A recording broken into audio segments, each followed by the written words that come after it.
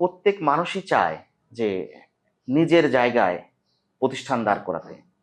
আপনি এই বাইগনি এগ্রো নিজের জায়গার প্রতিষ্ঠানকে ক্লোজ করে দিয়ে আপনি শেড বা খামার ভাড়া নিয়ে কন্টিনিউ করছেন, এটাকে আপনি কিভাবে দেখছেন?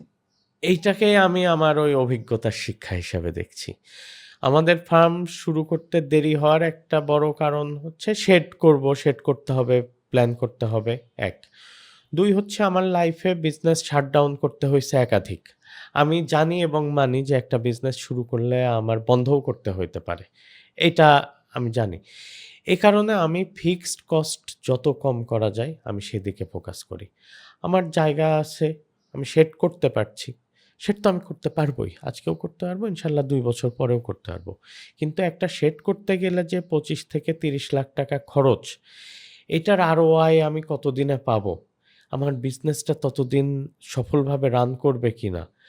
অথবা এইটা কি ভ্যালু ফর মানি হচ্ছে কিনা? এই ৩০ লাখ টাকাটা দিয়ে আমি কি অন্য আরেকটা কাজে আরো ভালোভাবে রান করতে পারবো কিনা? প্রতিষ্ঠান আরো ভালোভাবে হবে কিনা? এগুলো আসলে ক্যালকুলেশন। আমি যখন দেখলাম যে একটা রেডি শেড, এবং ওনারাও কিন্তু শুরু করেছিলেন শেড করেই। ওনারাও শাটডাউন করে আছেন যে রেডি শেড ওকে আইডল আছে, তাহলে কি আমি ভাড়া নিয়ে নেই। অল্প কিছু টাকা অ্যাডভান্স, অল্প কিছু টাকা ভাড়া। আমি যদি ২ বছর এখান থেকে এই অল্প টাকায় এইটা রান করে সাকসেসফুল হতে পারি, তারপর তো আমি শেড করতেই পারতেছি। চমৎকার ব্যাপার, আপনি যে টাকায় শেড করতেন সেই টাকায় ওই শেডে গরু উঠে যাচ্ছে, জি। পুরো শেড ভর্তি গরু উঠে যাচ্ছে। মোটামুটি ওই শেডে আমার ফুল বিজনেসটা আমি দাঁড়া করায় ফেলতে পারতেছি, যেখানে শেড করে আমার শেষ হয়ে যেত। এখন বাইগনি এগ্রোতে কি পরিমাণ গরু উঠাতে চান? এখন আমাদের যে রানিং শেড সেটাতে আমরা ৫০টার মতো উঠাইতে চাই। ওখানে আমাদের আরো জায়গা আছে। আমরা হয়তো আরো ৫০টার জন্য শেড ওখানে এক্সপান্ড করব। পাশাপাশি আমরা একটা শেড কখনোই অনেক বড় করতে চাই না। আমরা জিনিসটা ডিসেন্ট্রালাইজ করতে চাই। এজন্য আমরা এরপরে আরেক জায়গায় আরো একটা শেড করতে চাই। হয়তো ২০০ গরু এখন আমাদের ওঠানোর প্রাইমারি টার্গেট। আপনাদের কি শুধু গরুই করবেন? না, গরুর পাশাপাশি ওখানে আমাদের ছাগল আছে।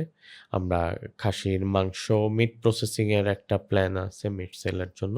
এজন্য পরীক্ষামূলকভাবে কিছু ছাগল করছি। আমাদের নিজেদের পুকুর আছে, যেটাতে হ আমরা ভবিষ্যতে ইনশাল্লাহ মাছ চাষেও হয়তো যাব। প্লাস কিছুদিন আগে আমি আবার আরেকটা সাইট কনফার্ম করে আসলাম। দেশি মুরগি, যেটা কিনা ছেড়ে দিয়ে পালা। তারা যেন হেঁটে বেড়ায়, এভাবে ছেড়ে দিয়ে ফ্রি রেঞ্জ চিকেন যেটা বলে, এই ফ্রি রেঞ্জ চিকেনে দেশি মুরগিও আমরা করতে চাই।